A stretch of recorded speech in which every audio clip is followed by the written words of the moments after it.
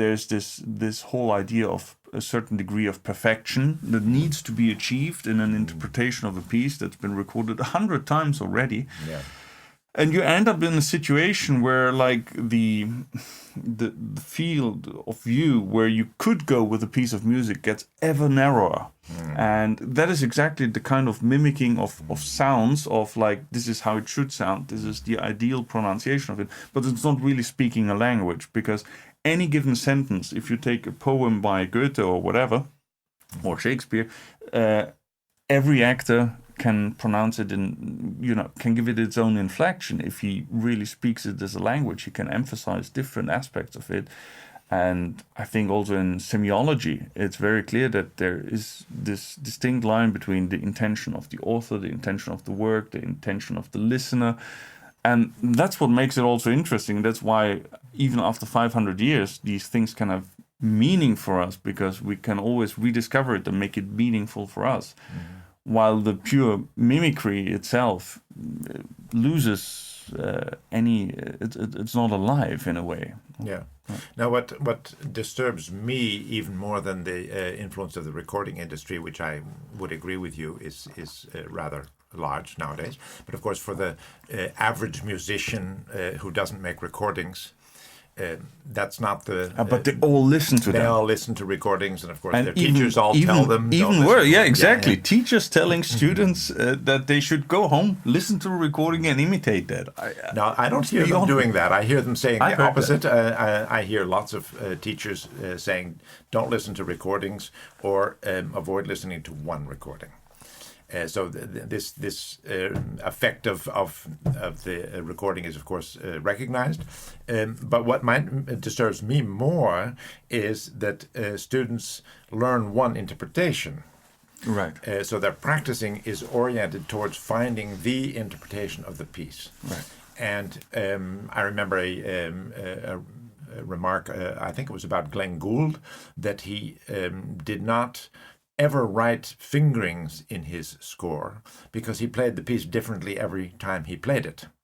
And then the fingerings would be disturbing for the different possible interpretations. What I see is that students are really putting it into concrete, I can put it that way, that they have a fixed interpretation that they repeat again and again and again. And maybe that does change in the course of time, but it doesn't change per concert. And my experience as a musician, of course, I was an accompanist for many years, and every time you play the same piece with a different violinist, you obviously have to change your interpretation. So it's a very practical reason to change your interpretation constantly, and to be able to change an interpretation. But even playing solo literature, why would you want to play the same phrase twice the same way? In language, we don't do that. In language, every time we say a sentence, we emphasize a different syllable or a different word, or we try to mean something a little bit different. And because music is in that sense also has lots of loose ends, that the composer is not telling us one way to say something. He's giving us all sorts of possibilities that we can exploit. And so the way we practice already makes it rather uniform. Exactly. So you also write in here about the idea that rather than just repeating and repeating over and over again, that actually a more analytic view of like the harmonic structure and all the things that are going on, and trying to actually get behind the concept of the piece rather than actually just repeating a certain technical problem over and over again. Now, actually, that's not what I'm saying. In classical music, of course, we place a very, very high value on analysis. Right.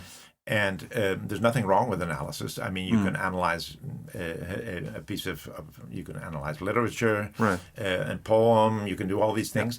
But actually, on the I'm talking about a lower level, the mastery of the music language, of the syntax. And of course, when we learn a language, You can learn a language in two different ways. We all know that as children that we learned the language procedurally, Right. which is what it's called, procedural learning or implicit learning.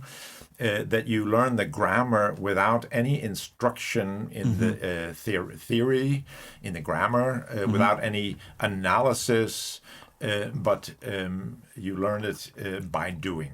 Learning by doing. And in classical music, and even nowadays in a lot of jazz instruction, analysis is kind of has replaced the idea of learning by doing, because we don't know exactly how to do that. Implicit learning is by nature implicit, and of course in formal education, how will you stimulate implicit learning? We frequently don't know. That's a little bit of our problem, and so we go from procedural learning to what we call declarative learning. We learn it from a book. You go to high school and you learn French. You memorize the grammar. You do the exercises, and then you go to Paris and you try to buy some bread in the store, and it doesn't work. And and I've seen this happen. My oldest son had the lowest grades you can think of at high school for French for many years, until he went to France to work for 2 months in a restaurant, and came home speaking fluent French. And we make the same mistake in music, that we actually approach the whole idea of music syntax from the analytical point of view, instead of the practical point of view.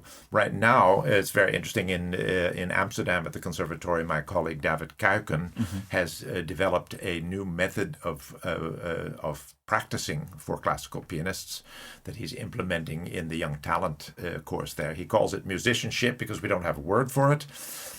But what he's doing is he's trying to teach students not to play the notes of the piece that they're studying, but to try to play the notes the composer could have written.